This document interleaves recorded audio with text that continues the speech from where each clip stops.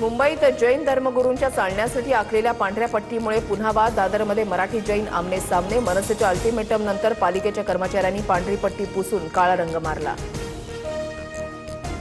पांढरी पट्टी हा सांस्कृतिक दहशतवाद, अशा गोष्टी खपवून घेणार नाही. पालिकेनं तक्रार दाखल करून गुन्हा नोंदवावा. संदीप देशपांडेंची भूमिका. जैन धर्माला बदनाम करण्याचा प्रयत्न सुरू. काँग्रेसकडून संदीप देशपांडेंना सुपारी. आम्हीही बांगड्या भरल्या नाहीत. पांढरी पट्टी पुसल्यानंतर निलेशचंद्र मुनी यांचा इशारा. महापालिकेमध्ये पांढऱ्या पट्टीचा वाद उपस्थित करणार. पट्टी आखण्यास कुणीही परवानगी दिली नव्हती. या प्रकरणाची गुन्हा दाखल झाला पाहिजे. किशोरी पेडणेकर आक्रमक.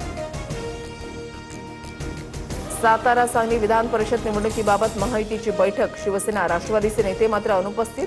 मंत्री शंभूराज देसाई आणि मंत्री मकरंद पाटलांच्या गैरहजेरीमुळे महायुतीमध्ये बिघाडीचे चिन्ह.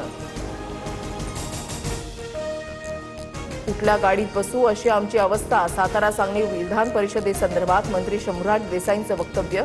तर निवडणुकीमध्ये स्थानिक वाद होत असतात, वरिष्ठ तोडगा काढतील. पंकज भोयर यांची प्रतिक्रिया. नाशिक पाठोपाठ जळगावातील बंडही शमलं. उपमुख्यमंत्री शिंदेंसोबत भेटीनंतर महायुतीच्या बंडखोर उमेदवार रेश्मा काळेंची माघार. महायुतीच्या उमेदवाराला निवडून आणण्याच्या शिंदेंच्या सूचना. जळगावात भाजपला पाठिंबा दिल्यानंतर मंत्री गुलाबराव पाटलांकडून खंत व्यक्त. आमची बाजू भक्कम असूनही जागा सोडावी लागली.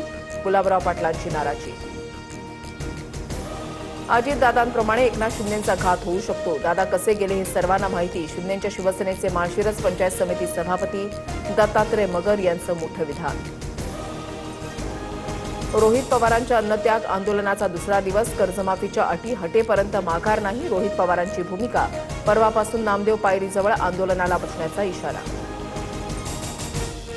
लातूरमध्ये ठाकरेंच्या शिवसेनेच्या आढावा बैठकीमध्ये कार्यकर्त्यांचा गोंधळ. शिंदे आणि ठाकरे यांच्या शिवसेनेमध्ये तुलना केल्यानं वाद. अंबादास दानवेंच्या मध्यस्थीनं वाद मिटला. उद्धव ठाकरे उद्या मातोश्रीवर खासदारांची बैठक घेणार. ऑपरेशन टायगरच्या पार्श्वभूमीवर ठाकरे अलर्ट. ठाकरेंचे खासदार शिंदेंच्या संपर्कात असल्याचा शिंदेंच्या शिवसेनेचा दावा. ऑपरेशन टायगर करणार म्हणणाऱ्यांचं शहांनी 100 वेळा ऑपरेशन केलं. संजय राऊतांचा शिंदेंच्या शिवसेनेला खोचक टोला. तर शिंदे सांगतील त्या दिवशी ऑपरेशन टायगर पूर्ण होईल. केंद्रीय मंत्री प्रताप जाधवांचा दावा. राष्ट्रवादी काँग्रेसच्या विलिनीकरणासाठी शरद पवारांनी कोणाला प्रस्ताव दिला नाही ना पवारांना कोणाचा प्रस्ताव आला. काँग्रेसचा दावा सुप्रिया सुळेंनी फेटाळला.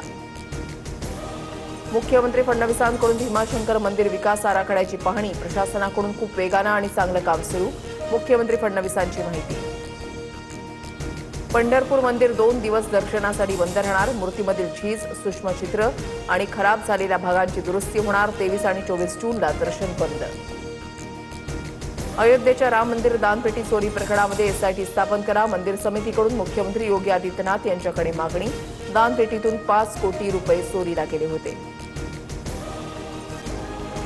प्रणित मोरेच्या शोमध्ये वादग्रस्त वक्तव्य केल्याप्रकरणी डॉक्टर सेजल पवारवर अखेर केईएम प्रशासनाची कारवाई. 15 दिवस महाविद्यालयाचं रुग्णालय आणि वसतिगृहामध्ये येण्यापासून मज्जाव. ही शिक्षा की सुट्टी. केईएमच्या कारवाईवर नेटकऱ्यांचे सवाल. वादग्रस्त स्टँडअप कॉमेडियन प्रणित मोरेचा अखेर माफीनामा. माझी सर्वात मोठी चूक होती. मला एक संधी द्या. चांगला माणूस म्हणून बनून दाखवीन. सोशल मीडियावर व्हिडिओ पोस्ट करत प्रणित मोरेची दिलगिरी. ठाणेकरांवरील पाणी संकट गडद. जिल्ह्याला पाणीपुरवठा करणाऱ्या धरणांमध्ये केवळ 33% पाणीसाठा. टँकरनं पाणीपुरवठा सुरू. औद्योगिक क्षेत्र, गृहसंकुलमध्ये पाण्यासाठी टँकरच्या लांबच लांब रांगा. एल निनोमुळे मान्सून रेंगाळला. यंदा महाराष्ट्रामध्ये सरासरीपेक्षा कमी पावसाचा अंदाज. पुढील काही दिवस राज्यात व्यापक स्वरूपाचा पाऊस नाहीच. पुणे वेधशाळेचा इशारा. पंतप्रधान मोदी 6 दिवसांच्या परदेश दौऱ्यावर. आजपासून 18 जूनपर्यंत फ्रान्स आणि स्लोवाकियाचा दौरा करणार. परराष्ट्र मंत्रालयाचे सचिव CB जॉर्ज यांची माहिती.